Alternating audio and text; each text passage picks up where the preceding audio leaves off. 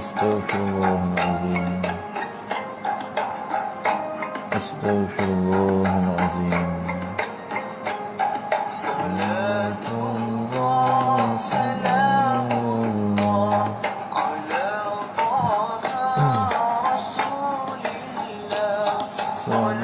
Salatullah, salamullah ala yasin habibillah. Salamullah ala rasulillah.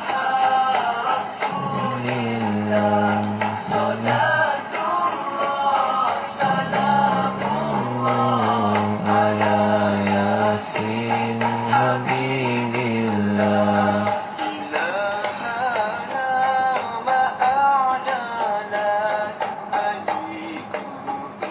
Astaghfirullahaladzim. Astaghfirullahaladzim. La syarika lah. Salamullah ala Taha Rasulillah.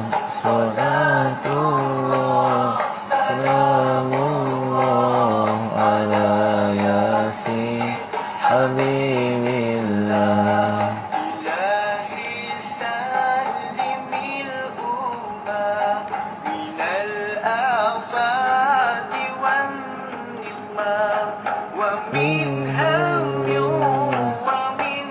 Waalaikumsalam warahmatullahi wabarakatuh. Kak Ana, Kak La, Kak Ya ataupun Puan Nia. Waalaikumsalam warahmatullahi wabarakatuh. Puan Rusyatina, Ajak Kak Ina. Salatullah, salamullah ala yasin habibillah. Waalaikumsalam warahmatullahi. Cikgu Dah, Puan Rohani, Puan Kamariah Saleh. Waalaikumsalam Rumah Hijau. Waalaikumsalam Puan Nelly. Cikgu Z pun ada. Alhamdulillah. Waalaikumsalam warahmatullahi wabarakatuh. InsyaAllah pakat-pakat share kuliah kita. Sementara menunggu tu, kita akan dengar selawat dulu. Allah salamullah. Selawat yang diberi nama sebagai selawat Badariyah. Salatullah, salamullah ala yasin habibillah. Waalaikumsalam warahmatullahi. Kak Syarifah, Datin Hafizah, Kak Normah Yusuf. Salatullah, salamullah ala yasin habibillah. Waalaikumsalam warahmatullahi. Puan Suhaizan atau Kak Suhaizan kita, Kak Wan Zima. InsyaAllah kita dengar lagi selawat yang kedua, selawat pembuka rezeki. InsyaAllah mudah-mudahan kita semua dilimpahkan rezeki yang berkat daripada Allah Subhanahu Wa Taala. InsyaAllah. Waalaikumsalam warahmatullahi. Kak Wahimah, Puan Azizah ataupun Kak Azah. Waalaikumsalam Kak Normah Ismail. Sayyidina Muhammad, salatan tuwassi'u biha alaina al-arzaq, tuhassinu biha. Waalaikumsalam warahmatullahi. Apa tu? Irin Ismail. Saya tak boleh baca nama kan. iyyaka yes. InsyaAllah hari ini kita akan sambung bacaan dan pengajian kitab Penawar Bagi Hati. Ada bicara tentang tasawuf yang pada ain. Waalaikumsalam warahmatullahi. Puan Hauriyah, Puan Kertini, Puan Hasanah. Nama selawat ni selawat pembuka rezeki nama dia. Dia ada dinasyidkanlah oleh kumpulan nasyid. Okey, tadi pertama tu selawat Badariyah yang salatullah salamullah tu kan. Hak ni selawat pembuka rezeki dipanggil. Waalaikumsalam warahmatullahi wabarakatuh. Puan Nur Azia, Puan Ruslina, Tuan Aiman Azanzi, Cik Laila kita. Semoga segala pelakon kita diredai Allah, insya-Allah, amin. Lanal akhlaq wa ala alihi wa sahbihi wassallim. Waalaikumsalam warahmatullahi wabarakatuh.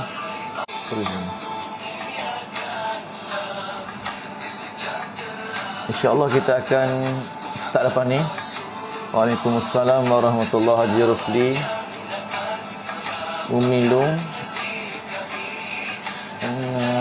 kan airnya akhlak kami.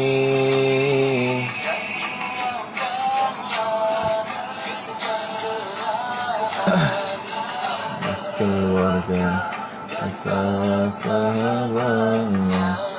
Waalaikumsalam Puan Waliza, Puan Saleh, Muhammad Najmi. Salam Ustaz, macam mana nak masuk grup WhatsApp? Boleh tinggalkan nombor telefon. Tapi sekarang ni grup WhatsApp dah penuh dah. Mungkin join dalam Telegram lah, insya-Allah.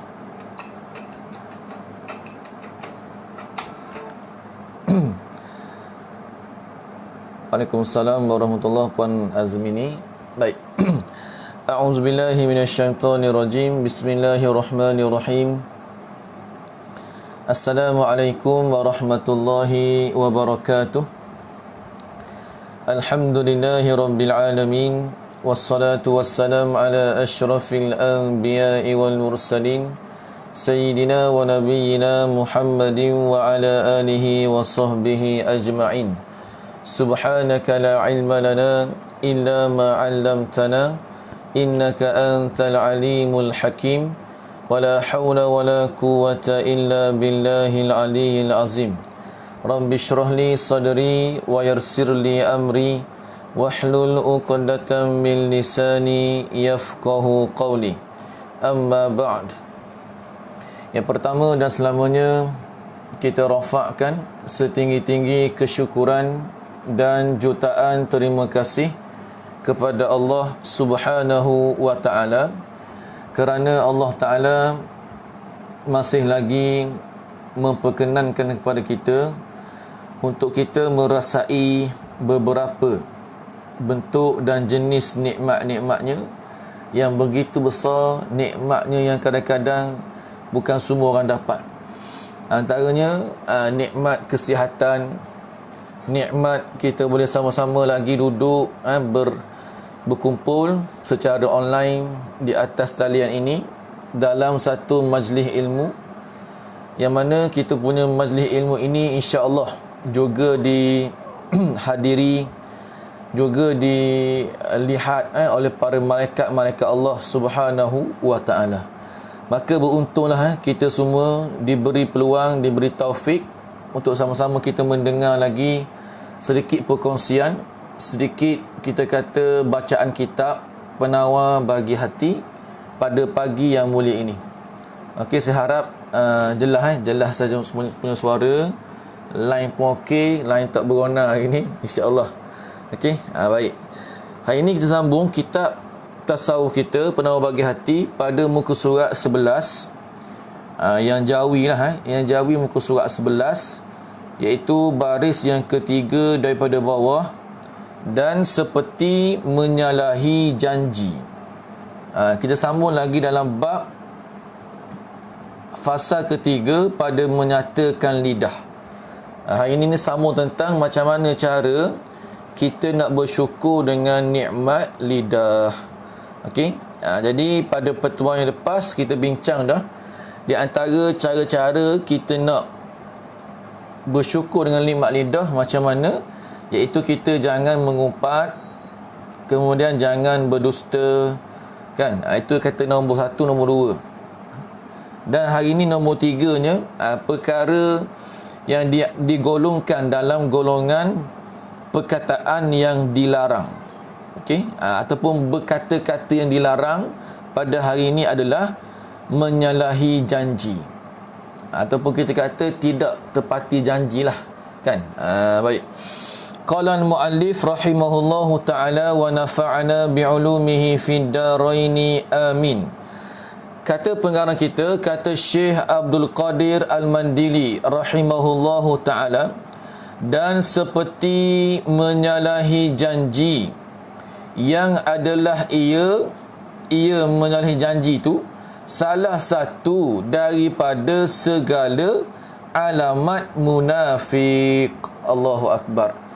Ini tuan-tuan, ibu-ibu, para sahabat sekalian, yang kita kena faham, iaitu di antara maksiat lidah, di antara perkara yang boleh menghitamkan hati kita, boleh merosakkan hati kita adalah kita menyalahi janji. Kita tidak menepati janji yang kita buat itu. Tak kira siapa-siapa sekarang ni, manusia biasa, pihak kerajaan, pihak negeri, pihak rumah tangga, rumah kita sendiri. Nampak tak? Kalau kita menyalahi janji, itu dipanggil di antara maksiat lidah. Dan kata Syekh kita, dia tu kata, dan ia salah satu daripada segala alamat munafik. Allahu Akbar. Ini bahaya sangat-sangat. Okay, bila kita dengar perkataan munafik, kita kena rasa debor, rasa bimbang, bimbang, takut-takut kita semua ni jadi orang yang ada sifat-sifat munafik. Kita Islam dah, kan? Alhamdulillah Islam. Tapi kadang-kadang kita bermakai sifat-sifat munafik. Okey?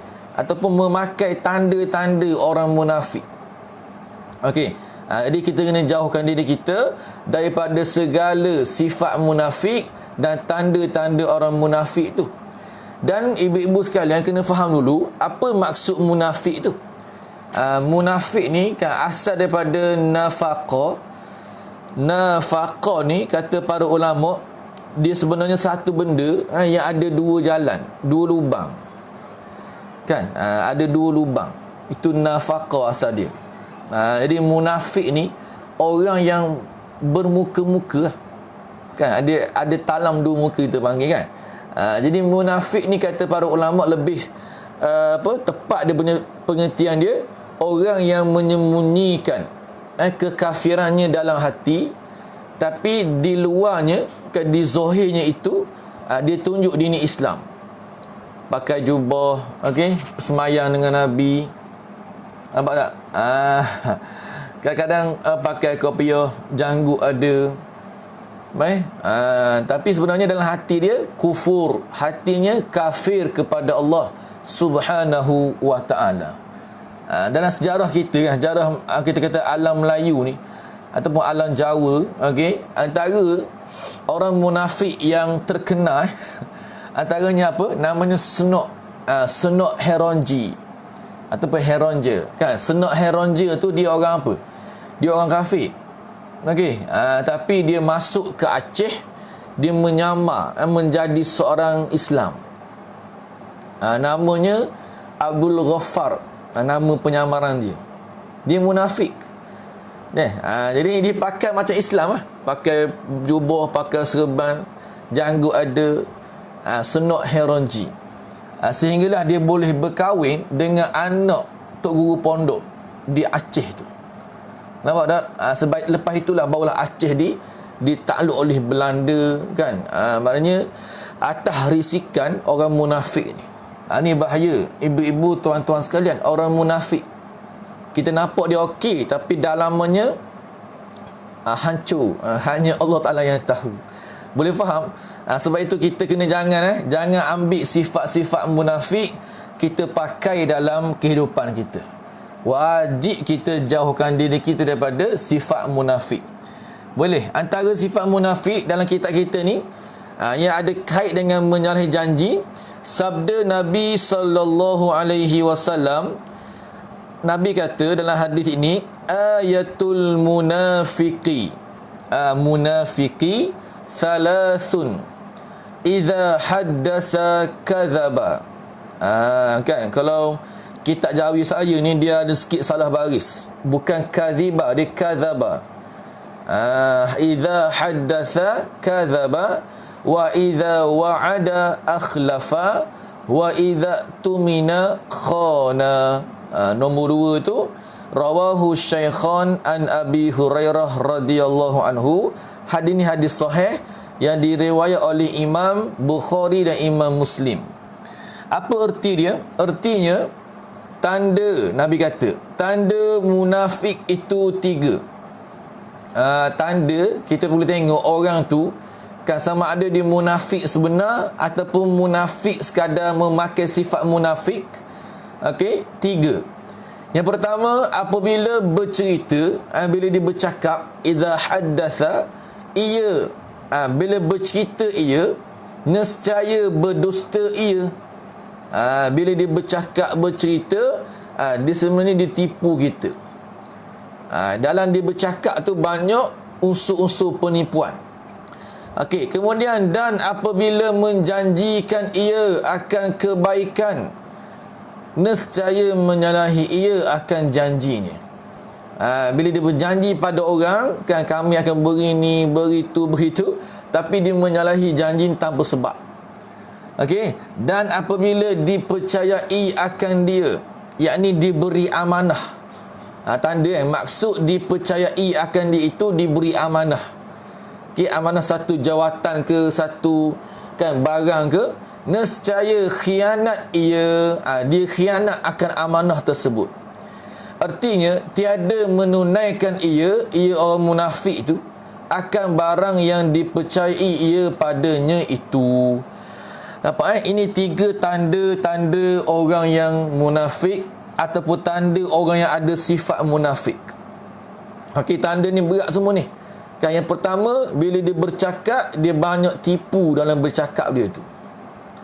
Okey, walaupun dia terkenal tapi dia cakap tu cakap tipu. Okey, tak ada fakta, tak ada sumber dia ambil, tahu macam mana dia ambil.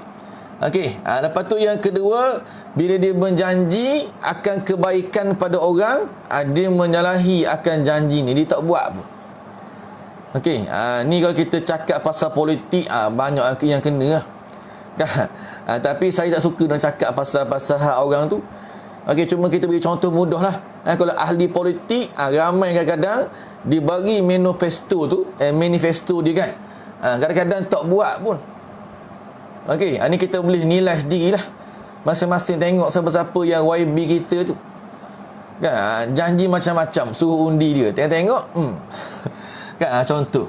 Okey, lepas tu yang ketiga, bila diberi amanah, dia tak buat pun amanah yang Allah Ta'ala beri tu. Dia tak menunaikan. Dia sekadar jawatan ada kan, menjaga periuk nasi sahaja, menjaga anak bini sahaja, rakyat biar susah. Contoh. Okey, kita tak kata siapa ni. Cumanya khianat amanah ni berat. Dia sifat-sifat orang munafik. Boleh faham ibu sekalian? Ini 3 sifat munafik yang asas yang kita kena faham dalam bab menjaga lidah ni. Okey, sebab itu kata para ulama, orang yang minta maaf, hati yang kotor, hati yang mana ada niat nak menipu orang, maka mulutnya akan menipulah. Mulutnya akan bercakap benda-benda yang tak boleh, yang dilarang oleh Allah Ta'ala. Okey, antaranya dia menyalahi janji. Okey, sebab itu hati kita kena bersihkan. Bila hati bersih, insya-Allah kita cakap pun, kalau kita berjanji pun kita akan buat. Kita akan laksana kita punya janji. Okey, bukan sekadar kita lepaskan begitu saja. Nampak tak? Itu di antaranya. Dan ibu-ibu sekalian, sebagai tambahan sikit tambahan dalam bab sifat-sifat orang munafik, marilah kita sama-sama tengok dalam Al-Quranul Karim apakah yang Allah Ta'ala sebut tentang orang munafik ni. Okey, di antaranya kata para ulama dalam ayat Quran yang banyak Allah Ta'ala kata kan, wa iza qamu ila shalah qamu kusala yura'unan nas wa la yadhkurunallaha illa qalila. Gini cerita dia. Okay, ayat ini sebenarnya ditujukan kepada orang munafik di zaman Nabi sallallahu alaihi wasallam. Tapi ibrahnya, pengajarannya itu kita boleh ambil hingga sekarang. Katanya Allah Ta'ala, wa idza qamu ila shalah qamu kusala. Orang munafik ni bila dia bangun nak semayang, kan nak semayang subuh, nak semayang maghrib, semayang asar, subuh, zuhur, asar kan kat masjid, dia akan apa? Qamu kusala. Dia akan bangun dalam keadaan kusala, bermalas-malasan. Okey. Malahnya nak semayang. Allah, semayang sokmo aku ni. Nampak tak? Jadi munafik di zaman Rasulullah sallallahu alaihi wasallam, mereka ni bila Nabi ada, dia semangat sangat. Di mana Nabi ada, dia akan duduk belakang Nabi semayang. Okey, di zaman Nabi. Okey, sebab itulah dalam kalangan sahabat ni ada seorang sahabat yang bernama Huzaifah. Huzaifah bin Al-Yaman. Dia ni, Huzaifah ni pemegang rahsia Nabi. Di tangan Huzaifah dia ada beberapa senarai nama-nama orang munafik. Nampak tak? Huzaifah dengan Nabi je tahu itu rahsia besar tu. Okey. Huzaifah tahu ni munafik, ditanda. Okey, ditulis nama. Itu tuan-tuan. Sehingga kan Umar Al-Khattab, Sayyidina Umar pernah jumpa Huzaifah, dia kata, Huzaifah, nama aku ada tak dalam senarai munafik? Aku bimbang aku ni orang munafik je. Sebab itu Sayyidina Umar. Dia tanya Huzaifah. Huzaifah kata tak ada, kan? Nampak tuan-tuan? Itu maknanya kita kena ingat orang munafik ni amat-amat berat. Allah Ta'ala kata apa? Innal munafiqi fid darki asfali minan nar. Orang munafiki ni tempatnya di dalam bawah patak neraka. Patak ni kita kata apa dasar, dasar neraka, bawah sekali. Okey. Kalau kita bayangkan macam nasi kan, yang keruk-keruk tu lah, yang bawah tu, itulah tempat orang munafik. Okey. Sebab itu orang munafik ni kita kena apa tuan-tuan, kena kenal sifat-sifat dia dan kita kena jauhkan diri kita tu. Boleh? Jadi sifat pertama apa? Malah bangun nak semayang. Allah, semayang lagi. Rasa malah. Bila kita orang mukmin, orang Islam, bila rasa malah macam tu, kita kena ingat semula ini sifat munafik ni. Okey, aku kena jauhkan diri, kena lawan juga diri aku. Kan? Contohnya, boleh ibu-ibu sekalian, itu yang pertama, sifat munafik yang Allah sendiri sebut dalam Al-Quranul Karim. Kalau kita nak kenal lah orang munafik ni. Okey. Kemudian kata para ulama lagi dalam bab munafik ni, dalam hadis Nabi sallallahu alaihi wasallam, Nabi kata apa? Nabi sebut dalam hadis, inna asqala salati alal munafiqin salatul subhi wal isya. Nabi kata sesungguhnya solat yang berat bagi orang munafik untuk bangun, untuk buat solat apa? Dua, solat isya dan solat subuh secara berjemaah. Allahu Rabbi. Okey. Nampak tak? Solat yang paling berat untuk orang munafikin buat dua, solat isya dan subuh berjemaah. Nampak tuan-tuan?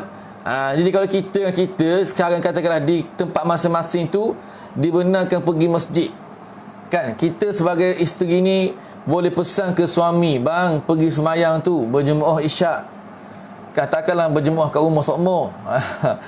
Sekarang dah buka masjid kan, pergilah. Okey, contoh kita isteri boleh pesan macam tu ke suami kita. Okey, jangan kata kita rasa malas nak pergi berjemaah isyak dan berjemaah subuh. Allahu akbar. Okey, boleh faham? Kerana orang munafikin dulu di zaman Nabi sallallahu alaihi wasallam, okey, kata para sahabat, kami nak tengok orang munafik tu kan senang saja. Tengok dia datang tak pada 2 waktu ni. Okey. Boleh faham? Sebab itu sahabat Nabi, mereka semua ni jaga sembahyang berjemaah. Jaga sangat-sangat. Kalau yang tak jaga jemaah tu, kemungkinan dia munafik. Kemungkinan. Tak tahu lagi, tapi kemungkinan. Nampak? Tapi kalau ada uzur, sakit, lain ceritalah. Okey? Boleh faham? Ibu-ibu, tuan-tuan sekalian, dan kena ingat, sembahyang isyak dan subuh berjemaah ni amat besar pahalanya.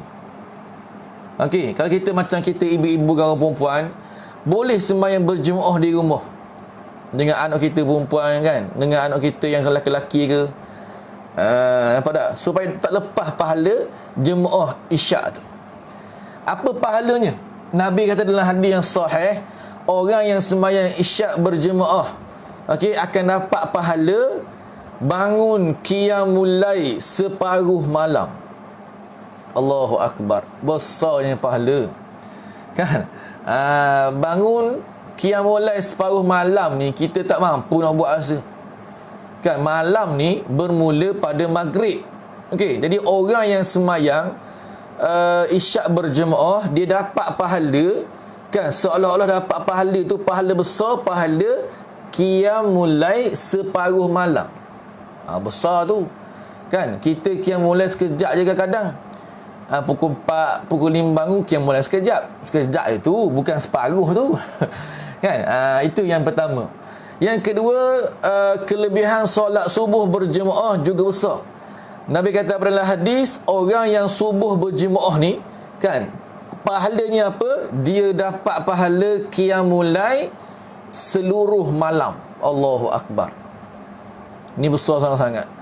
Okey, sebab itu sahabat Nabi dia memang jaga sangat berjemaah ni. Okey, subuh, zuhur, asar, maghrib, isyak. Itu sahabat Nabi. Sampai mereka kata, kalau kami ni tak pergi berjemaah, kami bimbang dia tu munafik. Kan? Itu di zaman Rasulullah. Okey, zaman kita sekarang, kita tak boleh nak pukul borang macam tu. Nampak tak? Contoh kita duduk mana di taman perumahan, ada surau kan, ada masjid, tapi ramai orang tak pergi surau, tak pergi masjid. Okey, semain kat rumah je. Okey, kita orang pergi masjid ni, jangan kita kata dia tu munafik tu. Nampak tak? Dia ni munafik ni tak pergi surau ni. Munafik ni tak pergi semain isyak berjemaah. Jangan kata macam tu. Kan? Zaman kita sudah berubah, tuan-tuan. Zaman Nabi lain. Okey, zaman kita ni berubah. Mungkin ada orang yang sakit, yang ada uzur. Kita tahu macam mana dengan keadaan dia. Boleh faham? Okey. Dulu zaman sahabat lain. Sahabat ni orang yang kuat iman. Okey, kuat iman. Dia dengan Nabi, dia sempat tengok Nabi. Boleh faham tu? Okey. Itu di antara sifat orang munafik yang pertama, sebagai tambahan untuk kita mencerita pada hari ini. Baik. Kemudian yang kedua, sifat orang munafik yang kita kena jauhkan, bahkan wajib kita kena jauhkan. Apa kata Allah? Wa idza qamu ila sholati qamu kusala yura'unan nas. Yang nombor dua, sifat nombor dua orang munafik, dia ni yura'unan nas. Dia semayang, dia beribadah, yura'un, riak pada manusia, nak tunjuk pada orang, kan? Ni kita bincang lagi, maknanya riak syirik kecil. Kita buat riak dalam semayang sah, tapi pahala tak ada skepeng. tak ada apa-apa, kosong gitu. Allah Ta'ala tolak sembahyang kita yang kalau kita sembahyang itu ada riak di dalamnya. Nampak tak? Ibu faham sebab itu kita kena belajar sifat riak ni. Belajar macam mana dikatakan riak. Dia banyak riak dengan perkataan, riak dengan tubuh badan, riak dengan pakaian kita, macam-macam. Boleh? Okey. Itu kita kena faham Maknanya riak ni buat ibadah untuk tunjuk ke orang, dan orang tersebut kita nak dia ni puji kita. Dia panggil nak memancing pujian-pujian daripada orang. Nampak? Bukan nak Allah redha, bukan nak Allah puji. Dia nak manusia tengok dia. Okey.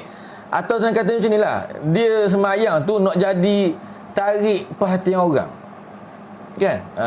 Dia sujud lama sebab apa? Supaya orang tak kata dia ni koman. Nampak tak? Supaya orang kata dia ni kemah lama sujud. Contoh. Okey, ini dia panggil sifat-sifat munafik. Boleh? Jadi kita memang kita tak munafik, tapi kadang-kadang kita pakai sifat munafik tu. Itu yang bahaya tu. Okey, jadi munafik benda yang berat. Sebab itu saya kena terangkan sikit ni, supaya kita jelas siapakah orang munafik ni. Dia munafik ni kafir. Dia asal dia kafir. Dia memang kafir. Okey, cumanya dia berpura-pura Islam di luar sahaja. Dalaman ni kafir. Boleh? Itu yang berlaku di zaman Nabi. Mereka semayang nak tunjuk kepada Rasulullah, kami ni semayang, kami berada di saf hadapan. Okey. Baik. Kemudian tanda yang ketiga yang Allah Ta'ala kata, wala yadhkurunallaha illa qalila. Sifat munafik yang ketiga apa? Orang munafik ni tidak ingat kepada Allah, tak berzikir pada Allah, melainkan sikit sangat. Nampak tak? Dia benci zikir ni.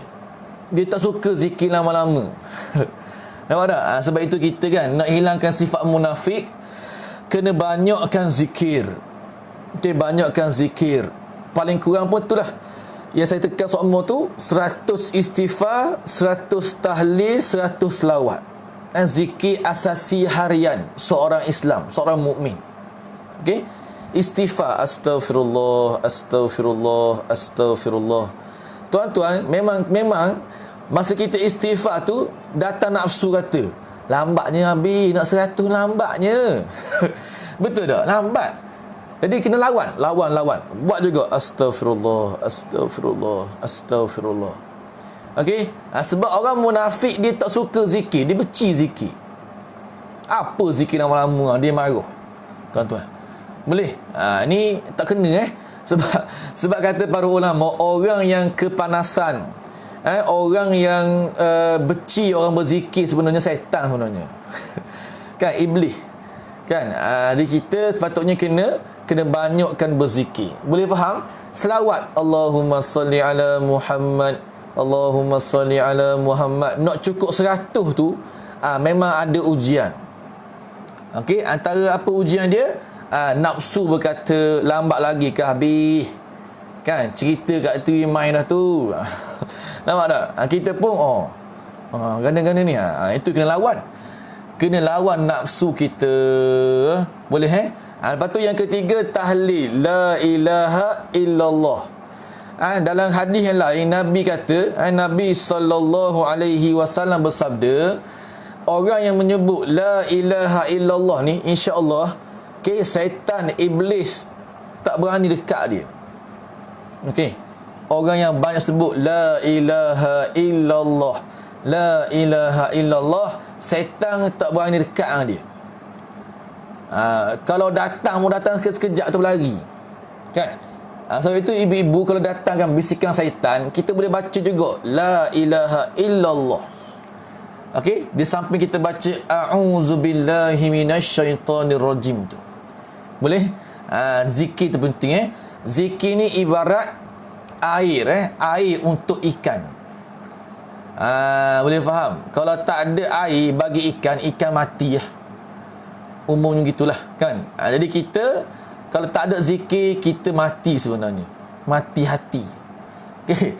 Bila mati hati, syaitan mudah nak rasuk kita, nak bimbing kita, nak beri kita bermacam-macam was-was untuk buat kejahatan. Tak semayang, lawan ulama, okey, lawan mak bapak, okey, sombong, macam-macam lah syaitan akan beri was-was. Okey lah, kali kita pun jadi apa? Jadi geng syaitan, geng iblis. Habis kita tak ada apa lah. Okey, jadi orang munafik ni dia memang tak sukalah zikir lama-lama. Jadi kita kena lawan benda tu supaya kita boleh kan berzikir, walaupun kadang-kadang kita rasa puas kan, tapi kena buat. Boleh Itu di antaranya tentang 3 sifat munafikin tambahan untuk dalam kitab kita tadi. Okey, yang 3 tu alamat munafik 3. Bila bercakap dia berdusta. Okey, bila berjanji dia menyalahi janji, dia mukir janji. Kan? Bila dapat amanah dia khianat amanah. Tambah 3 pula, iaitu orang yang munafik ni bila nak bangun semayang dia bangun malah-malah. Nampak tak? Bila dia semayang pula tunjuk ke orang saja, bukan ikhlas kepada Allah. Okey? Lepas tu yang ketiganya dia kurang sangat-sangat berzikir kepada Allah Subhanahu wa ta'ala. Okey, mudah-mudahan kita semua tak ada sifat munafik ni. Kalau ada, kita kena sama-sama bersihkan diri kita masing-masing. Okey, boleh jadi habis kita untuk hari ni, untuk tajuk menyalahi janji ni. Okey, baik. Setakat ni ada soalan tak nak tanya? Okey, kejap saya cek kejap dalam komen ni. Kalau ada soalan kita boleh tengok. Kan? Betul macam cakap tak suruh bikin. Itu sama tu. Dia cakap tapi dia apa? Dia panggil apa? Dia tak tunaikan apa dia cakap tu. Kan? Cakap tak serupa bikin. Itu bahasa apa tu?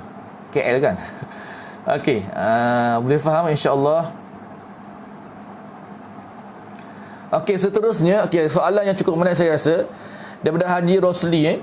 Assalamualaikum. Waalaikumsalam. Sesiapa yang menasihati seseorang secara sembunyi adalah satu kebaikan, manakala memberi nasihat di khalayak ramai adalah satu perhinaan. Adakah betul kata-kata ini? Baik, kata-kata ini sebenarnya ada betulnya, dan ada yang salah lah. Gini, yang pertama sekali tuan-tuan, yang dikatakan kita memberi nasihat kan kepada seseorang, contohnya kita kenal kawan kita ni, dia memang ada buat maksiat. Contohnya dia tak semayang. Okey, kita tahu dia tak semayang di rumit kita, satu bilik dalam kampus tu, dalam asrama kampus contoh. Okey, kita nak nasihat dia macam mana? Jadi kata para ulama, yang terbaik kita seletok dengan dia, ajak makan kan, minum air, belanja makanan sikit. Masa tu kita cakap dengan dia, tanya, kata nama dia Rahman kan, Man, aku tengok kau ni tak semayang kenapa tak semayang cakap seletok kan. InsyaAllah manusia kan, bila kita tengah makan ataupun kita sedang makan tu, dia mudah nak berbincang, mudah. Okey, nampak tak? Itu cara dia. Tapi kalau kita nak tegur, nasihat di depan-depan ramai, boleh, dengan syarat kita tak sebut siapa-siapa. Kita sebut cara umum saja. Okey, contohnya kita beri tazkirah kan, dalam surau, dalam pejabat kita katakanlah kan. Tazkirah kita kata, kita semua para sahabat sekalian kena jaga semayang. Semayang ni wajib kena buat contohnya. Orang yang tak semayang, orang yang Tuhan murka contohnya. Sibuk mana pun kita kena semayang. Kita cakap umum gitu. Faham? Bukan kita pergi hentam. Maknanya kita cakap umum, tapi kita sebut, tengok bos kita tu tak semayang. Itu memang hina lah. Okey, kita sebut cara jelas. Tengok bos kita tu, dia tak semayang, tak apa. Dan bila sebut macam tu, semua orang dengar. Itu yang tak boleh kan. Boleh. Dan kalau nak tegur orang besar ni, orang yang ada pangkat kan, ada jawatan, dia ada cara lain pula kan, bukan boleh tegur macam tu. Okey, Kalau tegur umum tak apa, sebut umum. Kita semua ni hamba Allah, wajib semayang, tak apa gitu. Tapi kalau kita serang dia, sebut bos tegur, itu tak boleh lah. Okey, itu macam sia-sia saja kita beri tazkirah tu. Dia dengar, dia marah. Baik. Seterusnya daripada soalan daripada Ustaz Faizul ni. Ustaz Faizul setiu kan. Okey, tanya Ustaz, boleh tak niat imam solat jemaah bersama anak umur 8 tahun ke bawah? Okey, maknanya kita imam lah. Kita imam, dia makmum. Gitu maksud dia. Boleh, tak ada masalah. Okey. 8 tahun ni kita kata dia dah mumayyiz lah. Kan 8 tahun ni darjah 2 kan. Boleh kenal dah tahi, kenal makanan. Dia kira mumayyiz. Bila mumayyiz tak apa. Kita sembahyang berjemaah dia boleh pahala jemaah lah insya-Allah. Okey. Yang tak bolehnya budak-budak yang tak mumayyiz tu. Okey. Baik.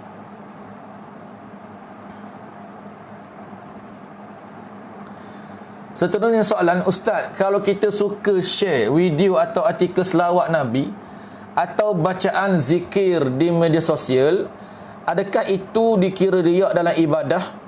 Padahal niat kita nak orang baca posting tu berzikir dan berselawat langsung. Itu tak riak. Itu boleh. Kita share benda-benda yang baik, kita niat supaya orang tu ikut baca selawat, beramal dengan selawat. Itu tak apa, itu boleh pahala pula. Kan, yang riaknya lain. Riak ni kita kita buat live kan. Contohnya kan, saya buat live. Kita berzikir subhanallah, subhanallah, subhanallah, subhanallah. Niat itu untuk orang puji dia. Okey. Untuk orang puji dia, untuk orang sanjung dia. Itu yang panggil riak. Kan? Kalau share-share itu tak riak. Kan? Itu boleh pahala pula. Kalau orang amalkan kita share tu kan, kita boleh pahala. Walaupun kita tak beramal. Kita tu kan share je, share tu, kita pun tak beramal. Tapi bila kita share tu, ada orang yang terkesan dia amal. Oh, begini pun yang dia amal. Kita boleh pahala. Maksudnya dia yang beramal tu boleh pahala, dan pahala kita share sampai dia beramal pun masuk dalam akaun kita. Boleh Ustaz, zikir ni untuk bersihkan hati juga ke? Zikir mana tu? Yang 3 tadi tu, astaghfirullah kan, zikir istighfar, selawat, tahlil, tu 3 tu juga zikir asasi untuk membersihkan hati kita.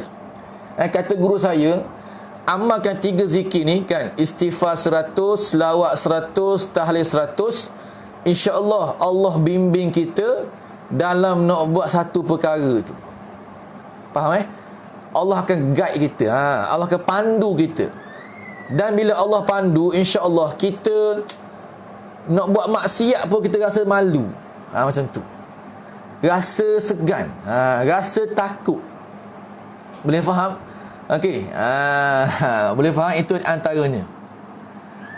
Okey, sabah al khair. Ni orang Mu'tah Mu'tah daripada Jordan dulu ni. Sahabat saya juga ni. Lam astati' fahma kulli syai' walakin uhibbuka fillah sadiqi. Dia kata selamat pagi. Aku tak faham apa yang kau cakap tu. Okey, tapi aku sukakan kau, aku sayang kau kerana Allah. Sadiqi, wahai sahabatku. Itu bahasa Arab lah. Kan? Syukran barakallahu fikum. InsyaAllah. Seterusnya daripada Kak Anah. Assalamualaikum Ustaz, riak ada riak yang tersembunyi. Adakah munafik juga munafik yang tersembunyi? Yalah, munafik ni dia menyembunyikan kekafirannya dalam hati, tapi dia zahirkan Islam di luar. Okey. Sebab itu riak ni ada kait dengan munafik jugalah. Boleh? Boleh faham tu? Maknanya kalau kita kata mudahnya, orang munafik ada riak. Setiap orang munafik ada riak. Okey. Dan setiap yang riak tu tak pasti dia munafik. Boleh faham? Tak mesti dia munafik. Okey, saya ulangkan lagi. Orang munafik dia ada riak, dia mesti ada riak, kan? Tapi orang yang ada riak ni tak mesti dia munafik. Apa tak? Macam kita dulu-dulu kan, kita semayang, kita nak tunjuk ke orang, ya, nak perhatian orang. Contohnya kita Islam, okey, itu saya kata orang yang munafik ni tak mesti, orang yang ada riak ni tak mesti dia munafik terus. Okey, tapi orang yang munafik yang betul, dia pasti ada riak dalam hati dia, kan? Macam berlaku di zaman Nabi, dia nak tunjuk kepada orang. Baik. Seterusnya, ustaz, apa hukumnya orang yang berdusta demi menutup aib sendiri atau mengelak kemarahan di pihak lain? Hukumnya boleh. Boleh. Kita berdusta demi menutup aib kita sendiri. Okey. Sebab kita, tuan-tuan, tak boleh nak buka aib kita sendiri. Mana boleh? Tahu tak? Kita nak umum kat Facebook, saya ni ada dosa banyak ni, saya dosa berzina, dosa ni, tak boleh sebut macam tu, haram, kata ulama. Haram kita pergi cerita dosa-dosa kita pada orang. Tak boleh. Okey. Melainkan kalau kita nak minta fatwa, nak tanya tuan guru, tanya ustaz, tanya mufti tentang perbuatan saya ni macam mana ustaz, saya nak taubat dah ustaz, contohnya, itu tak apa, dia cerita. Sebab one by one kan, satu-satu, bukan ramai-ramai. Okey, yang terbaiknya kita tutuplah aib kita, jangan buka aib. Dan kata para ulama juga, sama juga tutup aib kawan kita. Okey, buat helah tak apa, buat helah. Helah ni macam nipu lah, kan? Orang tanya dia tu macam mana kamu jahat ke tak? Kita kata dia baik, insya-Allah. Nampak tak? Ni cerita habis ke dia? Dia tu jahat dulu tu, minum arak, kaki judi, kaki perempuan, nampak tak? Jadi buka aib orang tu, jadi malu dia, kan? Sebab itu kita kena jaga dari segi hubungan antara kawan-kawan kita ni. Ustaz, boleh ke kita jadi imam kepada anak perempuan? Kita baca jahar, boleh, tak ada masalah. Boleh. Kita ramai anak perempuan, kita lelaki seorang je, belakang tu isteri kita, anak perempuan kita, boleh jadi imam. Yang tak bolehnya perempuan tu jadi imam bagi lelaki-lelaki, tak boleh. Faham? Okey. Macam isteri nak jadi imam bagi suami, tak boleh lah. Ataupun anak perempuan kita, kan, dia belajar agama, hafiz Quran, jadi imam bagi kita, tak boleh. Dia syarat imam ni laki-laki. Tapi kalau nak jadi imam bagi semua perempuan, tak ada masalah. Okey, maknanya kalau kita, contohnya kita katakan kita ni perempuan, kita kalau ustazah lah, kan, kita tahu sikit hukum agama, kita jadi imam bagi perempuan semua kat surau, boleh. Tapi tak perlulah kata nak guna mikrofon tu, kan, kuat-kuat sangat, takut dengar oleh orang lelaki. Okey, itu maknanya. Maaf ustaz, Kak Nah nak tanya lagi, satu lagi, apakah riak yang tersembunyi? Okey, riak yang tersembunyi ni macam ni. Riak tersembunyi, tuan-tuan, sebenarnya riak ni dia sebenarnya sifat hati, kan? Hati kita nak tunjuk pada orang. Jadi bila kata riak ni sebenarnya dia benda hak dalaman dah, benda yang dalam hati kita. Boleh faham? Sebab itu kalau kita tengok orang, kan, orang tu dia dia memberi sedekah pada orang. Okey? Dia bagi sedekah, saya ambil gambar lagi. Kita tak boleh kata dia ni nak riak dah ni. Tak boleh kata gitu. Okey? Sebab kadang-kadang dia macam tu, mungkin dia nak ambil gambar sebagai simpanan dia, kenangan. Okey, dan nak memberi galakan untuk orang bersedekah juga. Okey, dia pun post kat Facebook, bersedekah kepada anak yatim 1,000 contohnya, pegang cek besar, kan. Itu kita tak boleh nak terus kata dia ni riak ni, tunjuk amal kebaikan. Bukan, tak boleh kata gitu. Boleh. Jadi riak tersembunyi ni, riak tersendiri pun benda sembunyi dah dalam hati kita, kan. Boleh faham? Cumanya yang ada satu kata guru saya ingat lagi. Dia kata macam ni, dia kata okey, juga termasuk riak okey, kita kan, kita buat amalan, kita buat baik, okey, kita bersedekah katakanlah, kita tolong orang, tapi kita niatnya kita nak orang tu yang kita tolong tu kan, orang yang tolong orang ramai ni ingat pada kita, sebut pada kita, puji kepada kita selepas kita mati. Allahu Akbar. Faham ni? Maknanya kita niat tu apa? Kita nak orang kenangkan jasa kita. Ini juga dipanggil benda dosa kita panggil juga riak yang tersembunyi tu. Okey. Yang saya ingat lagi kata saya, kita buat ibadah memang kita tak nak orang puji kita sekarang. Kita nak orang puji kita selepas kita mati. Allahu Akbar. Ini amat-amat halus. Betul tak? Kita tak sedar kadang-kadang kita buat kan. Aku sedekah ni, mudah-mudahan nanti aku mati dia ingat kat aku. Nampak tak? Dia puji aku kan. Jangan tuan-tuan. Kita sedekah niat ikhlas pada Allah tu. Ya Allah, aku cari redamu. Ya Allah, ilahi anta maksudi wa ridaka matlubi. Okey. InsyaAllah bila Allah reda pada kita, ribuan manusia akan puji kita, akan sebut kebaikan kita, walaupun kita tak nak disebut kebaikan tersebut. Faham? Lepas kita mati. Boleh? Contohlah, saya beri satu contoh. Contoh ni macam kita rasa pelik kan, tapi itu yang berlaku pada masa kematian ni, kematian artis ni. Dia artis je, seorang pelawak dalam rancangan Maharaja Lawak Mega tu kan. Jadi Boci tu, abang Boci tu, namanya Said Omar, dia Said keturunan Rasulullah. Jadi abang ni kita nampak dia biasa je kan, dengan badan besar macam tu, tak handsome, buat melawak-lawak kan. Betul tak ibu-ibu sekalian?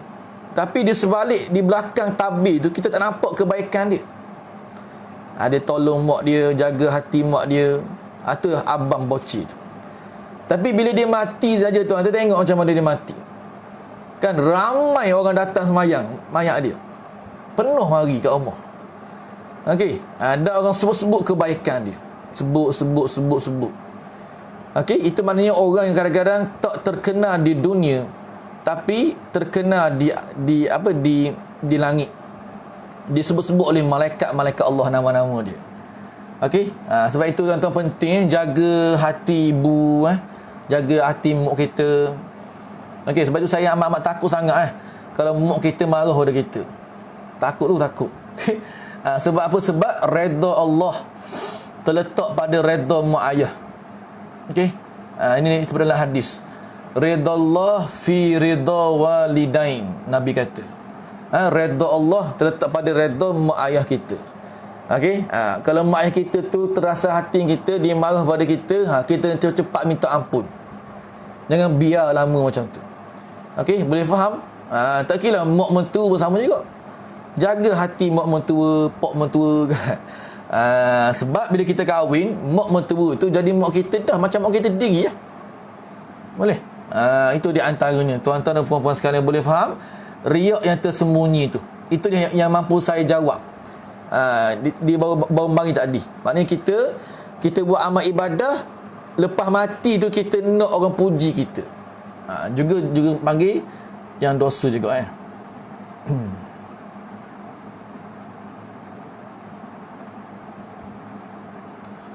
Okey, seterusnya, nak selamat dari riak dan munafik itu macam mana ustaz? Baik, nak selamat dari riak, kita kena belajar ikhlas kan, belajar macam mana nak ikhlas dalam ibadah kita. Boleh ikhlas kepada Allah macam mana nak buat, cara dia. Okey, sebab itu semalam kan di dalam kuliah duha, kuliah asar kemarin, saya ada kongsikan macam mana nak dapatkan ikhlas tu. Kan bacaan ni macam mana? Okey, kita baca dia sekali, kita ulang mungkin semalam saya tak sempat nak tulis dalam grup Telegram. Okey, iaitu bacaannya macam mana? Ilahi anta maqsudi. Wahai Tuhanku, engkaulah yang aku maksudkan. wa ridhaka matlubi, dan redamu yang aku tuntut, yang aku cari. Nampak tak? InsyaAllah kita akan selamat daripada riak. Okey, bacaan tu kita baca sebelum kita buat amal lah. Ilahi anta maksudi wa ridhaka matlubi. Ya Allah, redamu yang aku cari, ya Allah. Okey, redamu ya Allah aku cari. Boleh faham? Itu tuan-tuan, supaya kita ni tak terkena tempias riak tu. Okey, samalah munafik sama munafik pun sama. Munafik ni kita kena jauhkan diri daripada sifat-sifat munafik satu. Nombor duanya kita kena belajar sifat-sifat yang mahmudah. Kan, belajar sifat jujur, sifat benar, kan? Sifat apa? Sifat sabar, sifat ikhlas. Itu semua dalam bab tasawuf belaka tu. Boleh faham? Itu di antaranya. Okey. Seterusnya lagi, soalan seterusnya, kalau orang itu memang tiada orang, apa tu? Nak ada imam pada solat isyak dan subuh di rumah, maka tiada pahala separuh malam lah untuk orang tu. Betul ke ustaz? Maknanya gini, kalau kita kan, contohnya kita di rumah kita tu tak ada orang nak sembahyang berjemaah, kita sembahyang seorang-seorang je. Okey. Tapi kebiasaannya, kalau kita kan tak ada rumah, kita akan pergi masjid, akan sembahyang kat masjid di rumah kita tu, berjemaah di masjid. Tapi satu malam tu kita tak ada nak pergi, ada hal, ada keuzuran, maka kita sembahyang kat rumah seorang-seorang tu, insya-Allah dapat dah pahala berjemaah. Sebab apa? Sebab kebiasaannya kita pergi semua masjid, kita tak miss kan. Tiba-tiba malam tu ada uzur, sakit lah pening kepala, lepas tu sembahyang seorang-seorang, insya-Allah boleh pahala jemaah juga, boleh. Okey.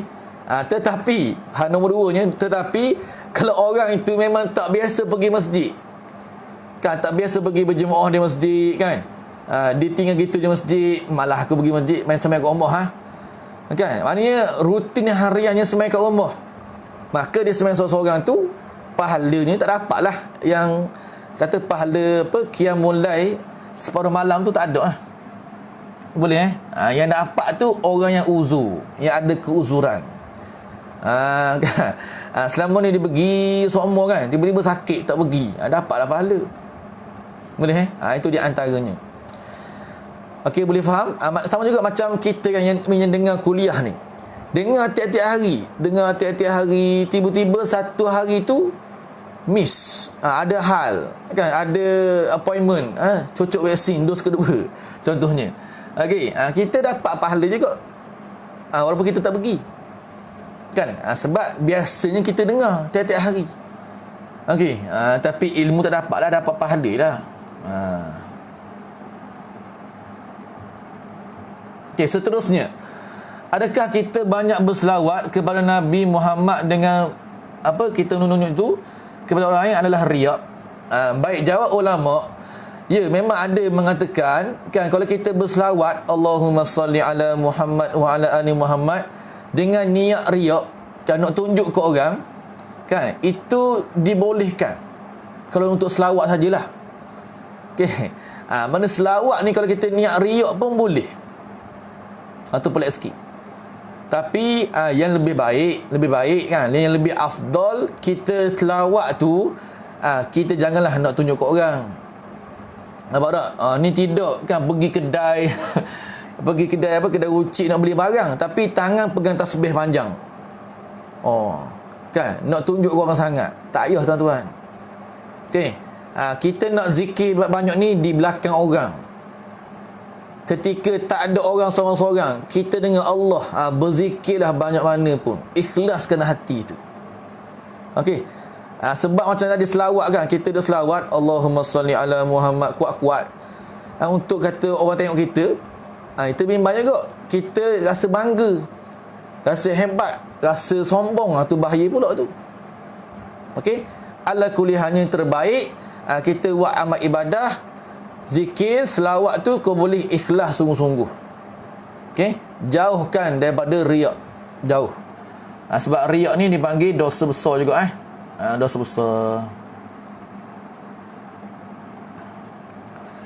Baik, bolehkah kita berimamkan budak laki-laki yang belum baligh, yang mumayyiz? Boleh.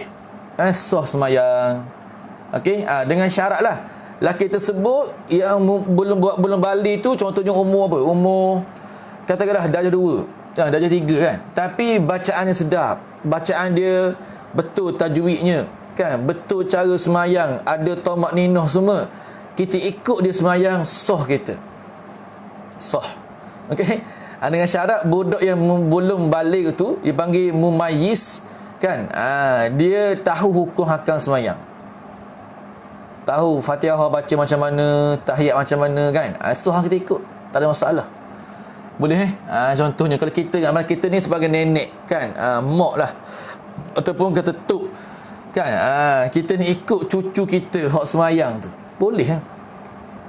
Cucu kita tu tahfiz, budak tahfiz, hafal Quran lagi, boleh, insya-Allah. Boleh faham? Itu di antaranya tentang beberapa persoalan yang dijawab lah. Okey, baik.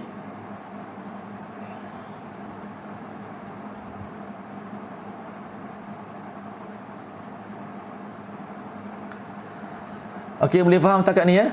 Kita bincang tentang tadi tentang bab lidah tu sebenarnya, bab menyalahi janji. Sebab menyalahi janji ni di antara salah satu sifat munafik yang wajib kita kena jauhkan. Sifat dan tanda munafik. Boleh ingat tu, orang yang munafik ada sifat riak. Tapi setiap orang yang riak tak mestinya munafik. Ni betul kata yang ditulis oleh Puan Fatimah Emma ni. Comel-comel. Kita kena amalkan benda ni, insya-Allah. Boleh faham maknanya kalau tengok orang tu riak, kan, dia tunjuk ke orang, tak mesti dia munafik. Okey, mungkin dia jahil, dia tak pandai, dia tak reti. Kita kena ajar dia. Okey, insya-Allah boleh jadi yang seterusnya itu kita akan sambung lain kali pula, iaitu seperti berbantah-bantah dan berkata-kata pada barang yang tiada memberi faedah. Okey, boleh faham untuk hari ini, insya-Allah. Saya harap semua sekali boleh ambil manfaat dan kita amalkan dan kita jauhkan diri kita daripada bersifat dengan sifat orang munafik. Boleh jadi untuk hari ini saya sebenarnya nak minta lah kita bertiawar sikit.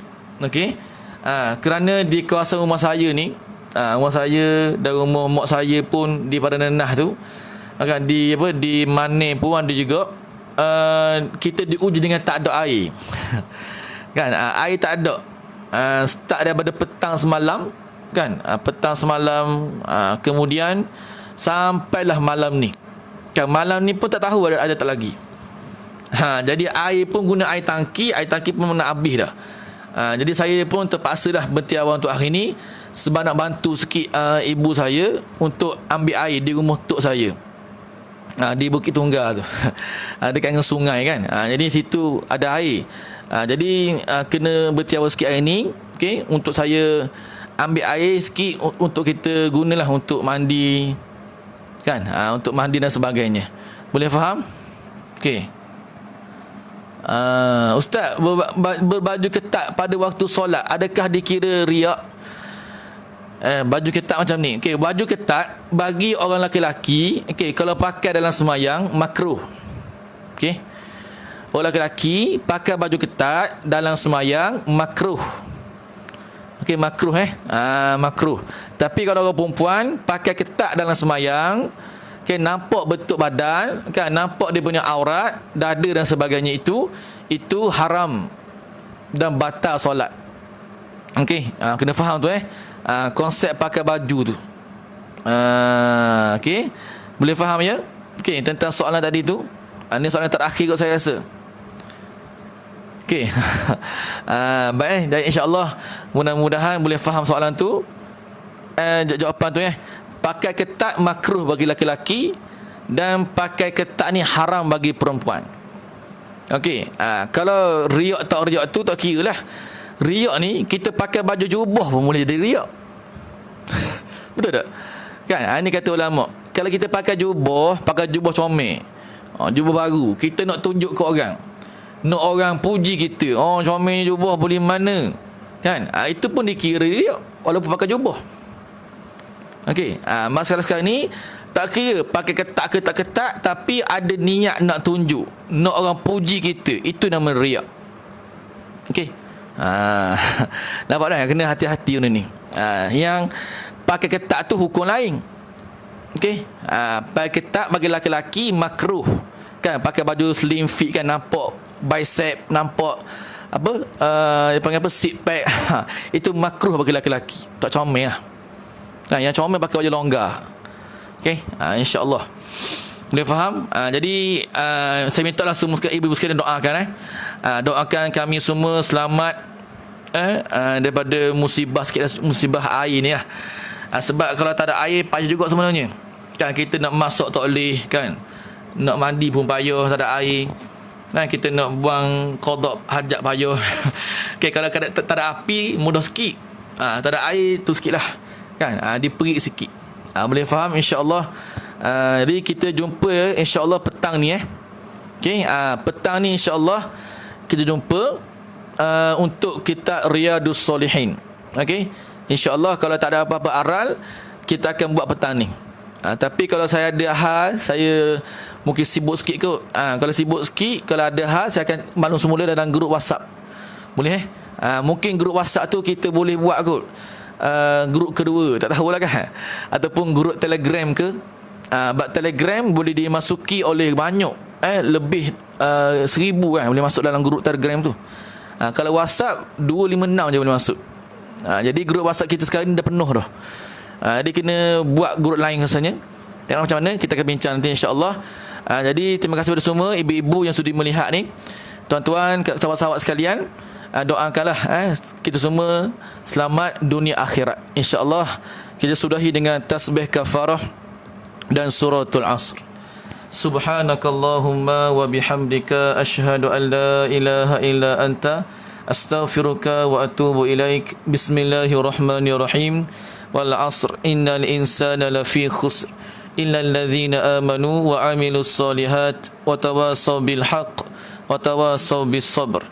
Wallahu a'lam. InsyaAllah kita jumpa pada petang ini. Ataupun tengoklah macam mana, kalau ada keuzuran saya akan maklum. Dan kita jumpa esok insyaAllah ada. Esok tentang fiqh solat. Kitab Munyatul Musalli. Wallahu a'lam wa ilmuhu atam. Assalamualaikum warahmatullahi wabarakatuh.